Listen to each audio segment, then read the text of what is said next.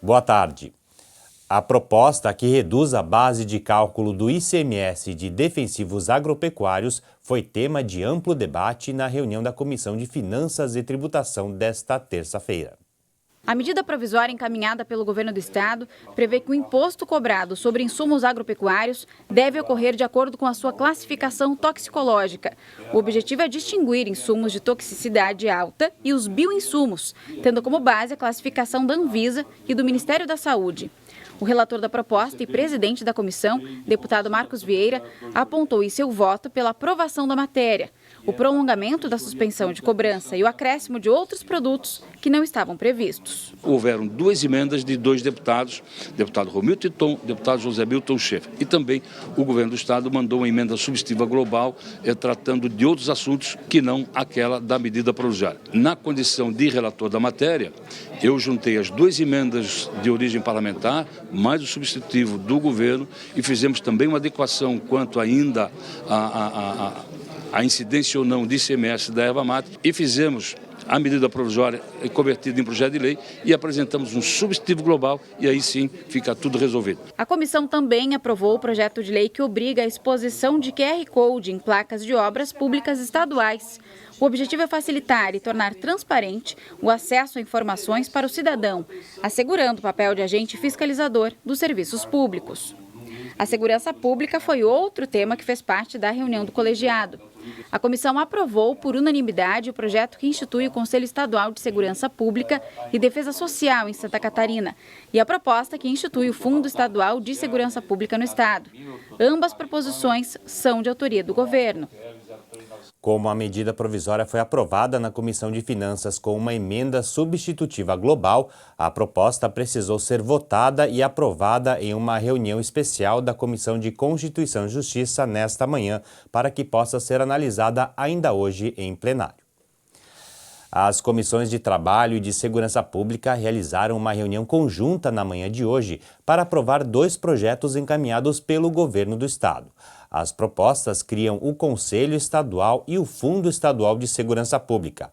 A relatora das matérias na Comissão de Trabalho, deputada Paulinha, destaca a mobilização dos parlamentares para garantir que os projetos sejam aprovados em tempo. Precisa ter uma conta específica, um fundo que reúna esses valores que são repassados da União. O que acontece? A União aprovou esse novo regramento em lei, determinou isso já no ano passado para todos os estados e estabeleceu agora até final de novembro como prazo limite para que a gente regulasse a criação do fundo, e a gente tinha pouquinho prazo. As matérias chegaram aqui na Assembleia no começo de novembro e aí a gente fez reunião de líderes, o presidente Júlio Garcia ontem também chamou uma nova conversa. Todo mundo fez um esforço, na verdade, para que a gente pudesse aprovar em tempo hábil, porque tem que sancionar essa lei até o dia 30. O governador Moisés tem que fazer ela valer até o dia 30. Então, hoje a gente ainda vota em plenário. Também se reuniram nesta manhã os deputados membros da Comissão de Saúde. Eles aprovaram um projeto de lei que tem o objetivo de alertar a população sobre a esquizofrenia. A esquizofrenia é uma doença que faz com que o paciente desenvolva alucinações e delírios e isso, em muitos casos, torna a pessoa agressiva e violenta em determinadas situações de crise.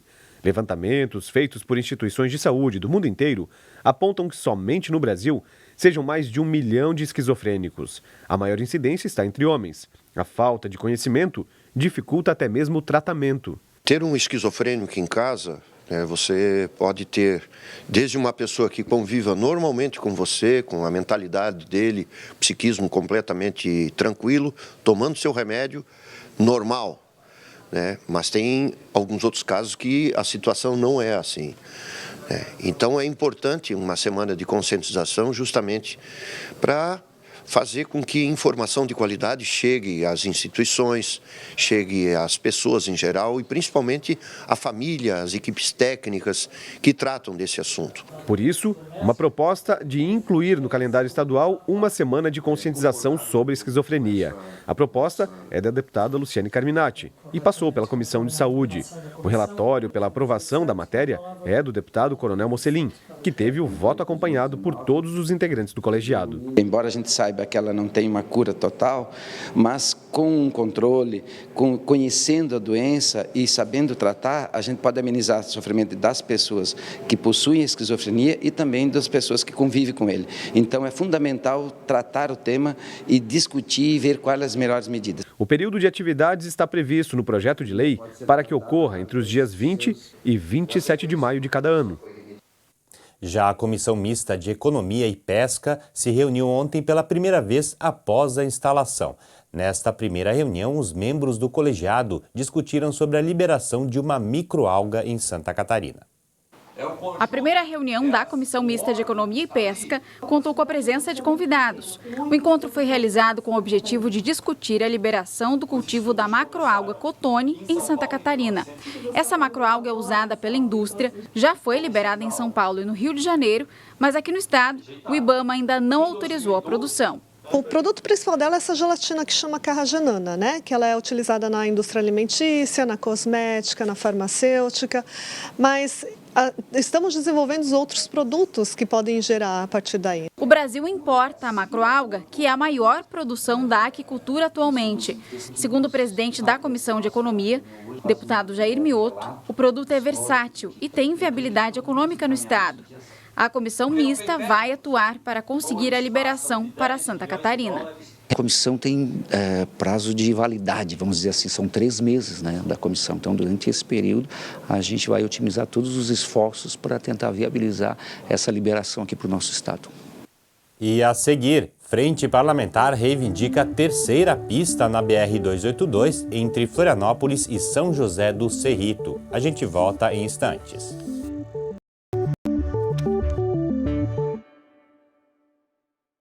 O Mulher em Foco dessa semana traz um assunto delicioso. Nossa convidada é Luciane Dausch, que vem nos falar sobre a arte da boa cozinha. Não perca, é aqui na TV Al.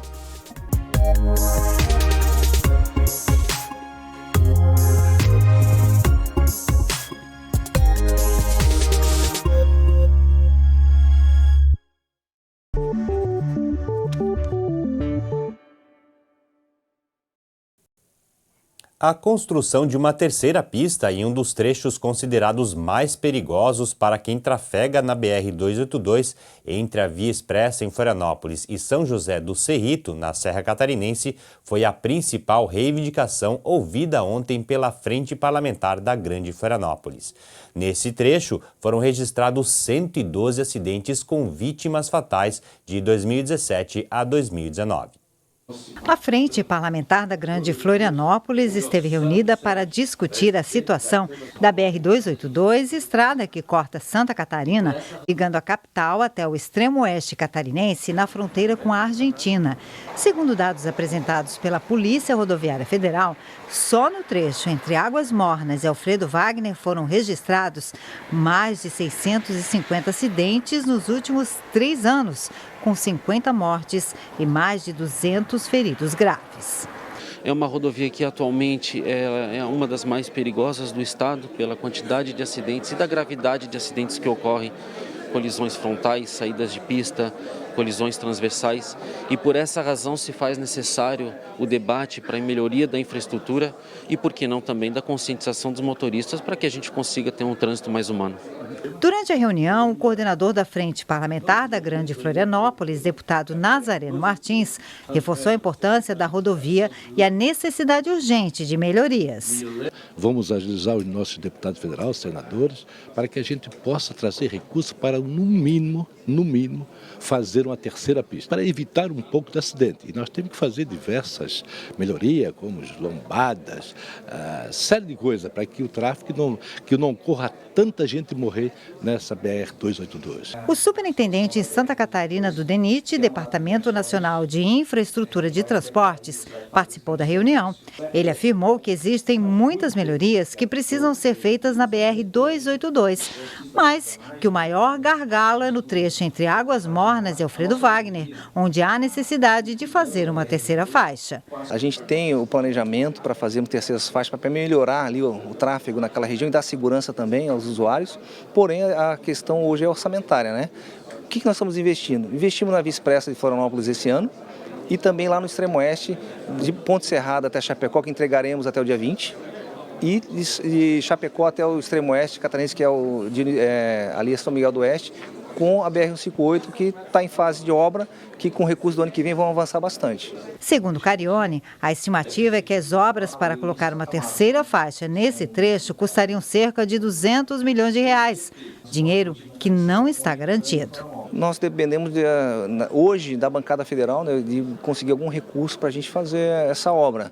Já tivemos conversa com o senador Espírito de Almin, o senador Jorginho Melo, até o senador Dário também conversamos a respeito das terceiras faixas. Alguns deputados, como o deputado Carmen Zanot, o deputado Peninha, que é hoje o coordenador do fórum, e fora também a questão da bancada federal, estadual catarinense, que também conversa conosco, cobrando alguma melhoria nesse segmento. Dependemos apenas de recursos. Já no plenário do Parlamento, um dos assuntos que foram destaque durante a sessão ordinária realizada na tarde de ontem foi a violência contra a mulher.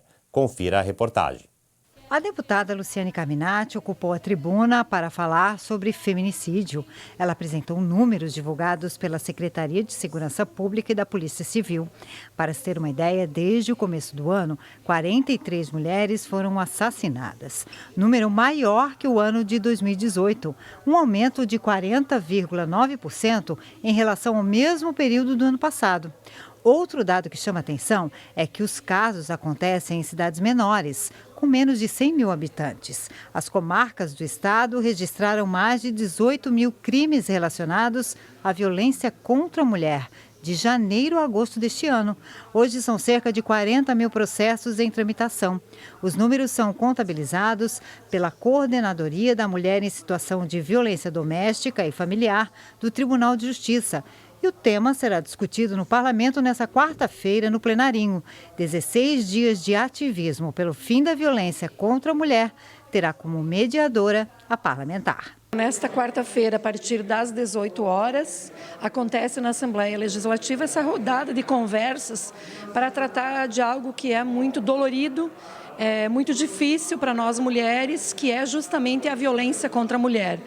Iniciou o debate ainda no dia 20 de novembro, são 16 dias de ativismo e o que se quer é refletir sobre todas as formas de violência.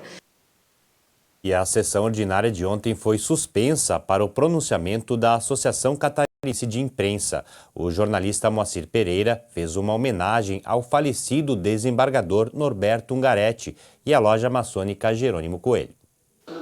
A Associação Catarinense de Imprensa fez uma homenagem ao Grande Oriente de Santa Catarina, à loja maçônica Jerônimo Coelho e ao falecido desembargador Norberto Licei Ungaretti. Os deputados e convidados assistiram a um vídeo em homenagem a Ungaretti. Em seguida, o vice-presidente da Assembleia Legislativa, deputado Mauro de Nadal, fez a entrega de placas aos homenageados. O jornalista Moacir Pereira usou a tribuna e fez um discurso sobre o legado deixado pelo desembargador. Na história de vida de Ungaretti, Moacir destacou feitos importantes, entre eles o histórico livro Jerônimo Coelho. Ele representa o resgate, o mais importante já feito até agora no Brasil, sobre o Segundo Império, sobre a atuação de Jerônimo Francisco Coelho como ministro do Segundo Império, como presidente da província do Pará e do Rio Grande do Sul, e como o primeiro catarinense mais importante durante o Segundo Império.